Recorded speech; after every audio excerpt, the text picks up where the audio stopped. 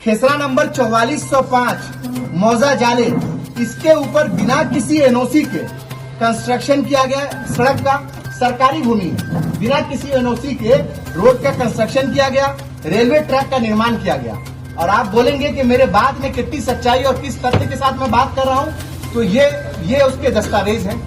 इस पे लिखा हुआ है कार्यालय अंचल अधिकारी जाले, कार्यालय अंचल अधिकारी जाले दरभंगा। ये कहते हैं कि जिस जमीन पर रोड बनाई गई, जिस पर रेलवे ट्रैक निर्मित किया गया, जिसकी वाहवाही स्थानीय विधायक सह मंत्री ले रहे हैं, वो सरकारी भूमि है। बिना किसी एनओसी के उस पर रोड बनाया गया, उस पर रेल की पटरियां बिछाई गई।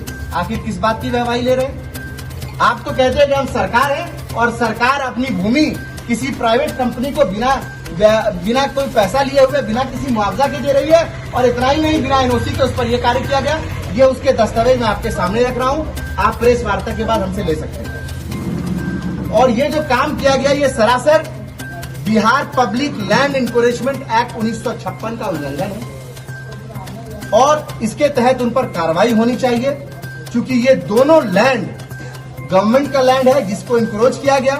इसके ऊपर एसआईटी का गठन होना चाहिए और जो बिचौलिया लोग, चाहे वो वेदांत कंपनी की ओर से रखे गए हो, चाहे वो पीआरवीएस इंफ्रास्ट्रक्चर की तरफ से रखे गए हो, चाहे वो अडानी एग्रो लॉजिस्टिक की तरफ से रखे गए हो, चाहे वो स्थानीय विधायक सह मंत्री के गुंडे और उनके द्वारा बिचौलिया जो लाए गए हैं, उनके ऊपर एफआईआर होनी चाहिए। और ये 420 का मामला है। आईपीसी की धारा 420, 467, 468, 471 और 409 के अंदर इसके ऊपर एफआईआर बनता है। और इसमें इन तमाम कंपनी के ऊपर, जिसमें अडानी के ऊपर भी एफआईआर होनी चाहिए। हमारी ये मांग है आपकी प्रेस वार्ता के जरिए। दूसरी जो महत्वपूर्ण बात है वो राजस्व चोरी की बात है, रेवेन्यू को चोरी और मनी लॉन्ड्रिंग की बात है कि किसान से जो जमीन ली गई काफी कम पैसे पर ली गई और इतने कम पैसे पर ली गई कि किसानों से वादा किया गया कि आपको ज्यादा पैसे दिए जाएंगे। वो पैसे तो उनको मिले नहीं, कम पैसे उनको मिले। आज तक उनका पूरा भुगतान नहीं हुआ है। 90,000 रुपए में जो किसान से जमीन ली गई, अडानी ग्रुप को वो जमीन 15 लाख, 12 लाख और 10 लाख में बेची गई। आप बोलेंगे कि मेरी बात में कितनी सच्चाई है, उसका भी तथ्य हम आप लोगों के सामने रख रहे हैं और पूरी शीट हम लोगों ने बनाई हुई है। ये भी आप हमसे प्रेस वार्ता के बाद ले सकते हैं। ये डीड की डिटेल है।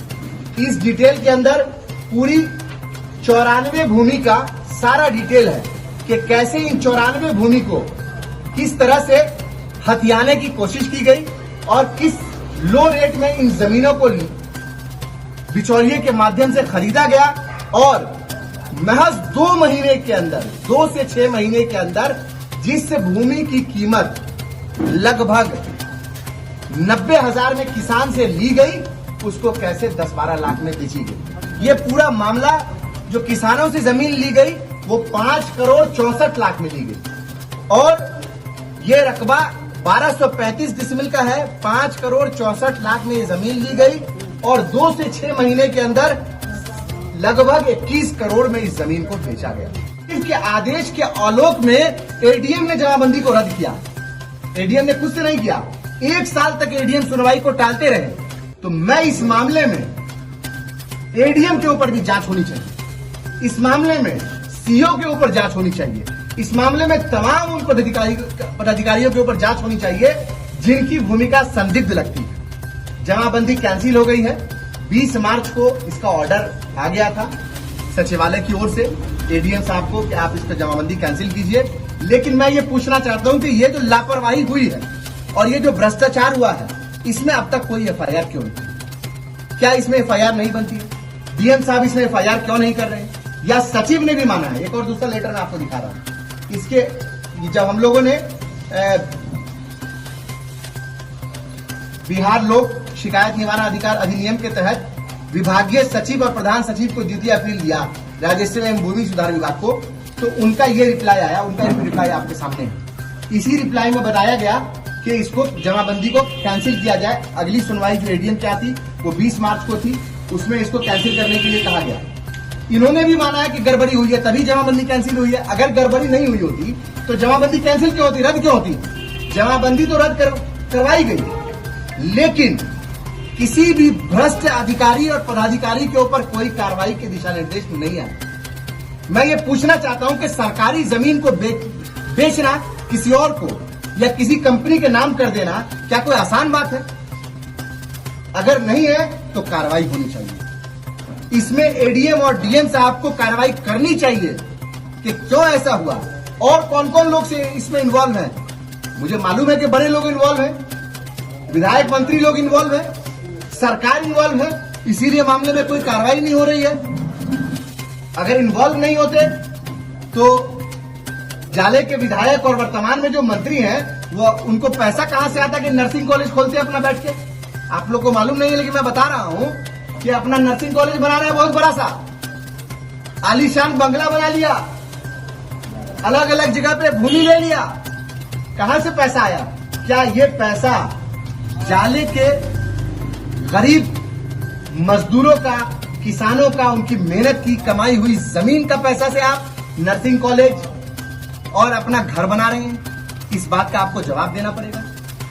साथ ही साथ मैं आपके माध्यम से मांग करता हूं कि इनकम टैक्स, ईडी और सीबीआई उनके संपत्ति की, माननीय मंत्री के संपत्ति की जांच करे कि पिछले 4-5 साल के अंदर में उनकी संपत्ति कितनी बढ़ी है और वो कहां से बढ़ी है, किस किस बिचौलियों को उन्होंने बीच में डाला अडानी कंपनी के को भूमि अर्जित कराने में, और इस पे जांच होनी चाहिए। दूध का दूध और पानी का पानी हो जाएगा। एक और आखिरी बात के साथ मैं अपनी बात को खत्म करूंगा कि जो जमीन खरीदी गई वो जमीन एग्रीकल्चरल लैंड थी, और जब उसको किसी ने बिचौलिए ने खरीदा, किसी बिचौलिए कंपनी ने खरीदा, 2-3 कंपनियां इन्वॉल्व थी, वेदांश और पीआरबीएस और भी कई सारी कंपनी इन्वॉल्व थी। इन्होंने एग्रीकल्चरल लैंड खरीदा, कृषि की भूमि खरीदी, और जब इसको बेचा तो ये दिखाया कि ये कॉमर्शियल लैंड है, ये दिखाया कि ये रेसिडेंशियल लैंड है। तो मैं आपके माध्यम से जानना चाह रहा हूं कि जब एग्रीकल्चरल लैंड को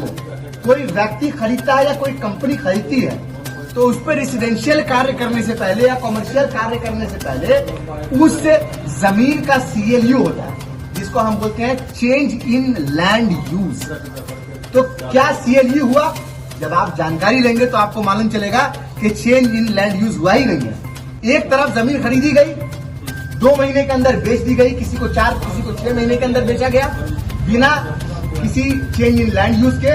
आप देखेंगे इस शीट में सब चीजें मेंशन है कि किस तरह से ये जो सोल्ड प्रॉपर्टी आप देखेंगे तो उसमें सब में रेसिडेंशियल लिखा हुआ है। और जब ये बेचा किसको गया? ये किसान से खरीद के कंपनी को बेचा गया, उस कंपनी ने फिर अडानी को बेचा।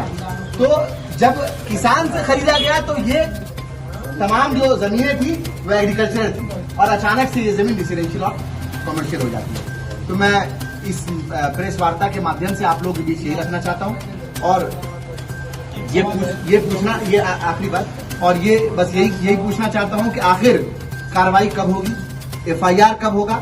मैंने तो आईपीसी की धारा बता दी कि किस किस धारा के अंदर एफआईआर होना चाहिए, सारा रिसर्च करके आप मीडिया बंधुओं के माध्यम से रख दिया है। उम्मीद करते हैं कि बिहार सरकार, इसमें बैठे पदाधिकारी इस पर संज्ञान लेंगे, सरकार, मुख्यमंत्री महोदय इस पर संज्ञान लेंगे और अपने मंत्री के ऊपर कार्रवाई करेंगे, और इतनी बड़ी वित्तीय अनियमितता को देखते हुए नैतिक तौर पर मंत्री पद से इस्तीफा देना चाहिए जीवेश जी को।